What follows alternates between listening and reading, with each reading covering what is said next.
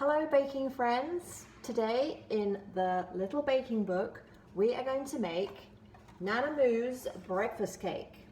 This was a recipe handed down to me from my husband's mother and from her mother and her mother. So it's a generational breakfast cake and we're going to make it super easy, and you can make it for breakfast or for any time of day, honestly.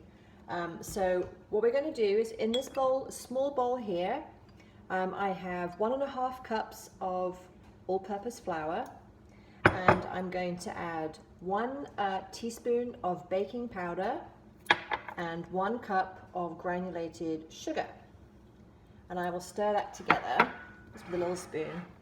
I have the oven on at 350 degrees to get it preheated, so that's going to get warmed up, and I have taken a pie dish here and just sprayed that with non-stick spray so we can put the batter in there when it's good and ready.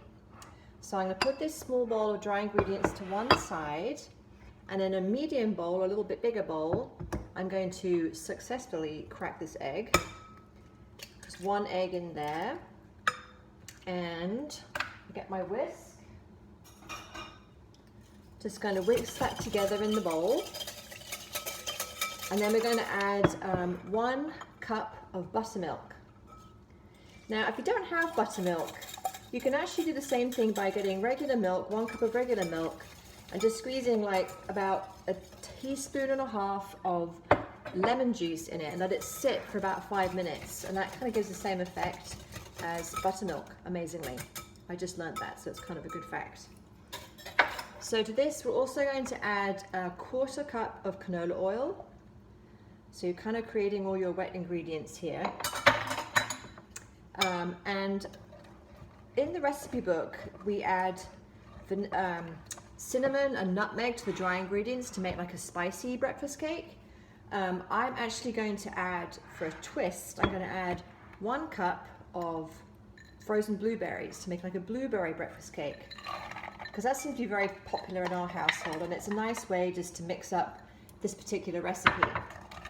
That's kind of the idea with a lot of these recipes in my book, is to kind of get creative and put a little twist on them. So there's lots of different ways you can make this cake. You can also add like orange zest or lemon zest to make like a citrusy breakfast cake. So it's actually kind of versatile as a cake. So now I'm going to add my dry ingredients to my blueberry buttermilk mix over here, and I'm going to make it blend nicely so it's all combined. It's such an amazing color when you put these blueberries in. I'll show you in a minute. It's like so purple. Look at this. Isn't that crazy? That's natural. Imagine. All right, so it looks a little bit stiffer than normal because of the frozen blueberries, but that's fine. It all tends to level out when you put it in the oven.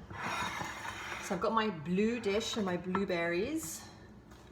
I'm just going to transfer all the batter, the very purple batter, and sort of level it out a little bit, like this. And then I think in the recipe book, it also calls for like a cinnamon sugar type topping. So I have sort of pre-made cinnamon sugar because I use it kind of a lot. So I'm just going to take my little jar here,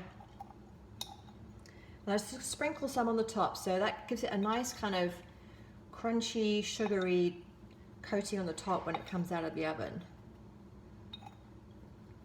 And that, my friends, is it. Super easy. Nice quick way to get breakfast going. So I'm going to put this in the oven for 30 minutes, and then in just a second we'll be back and we'll see how it looks when it's all cooked.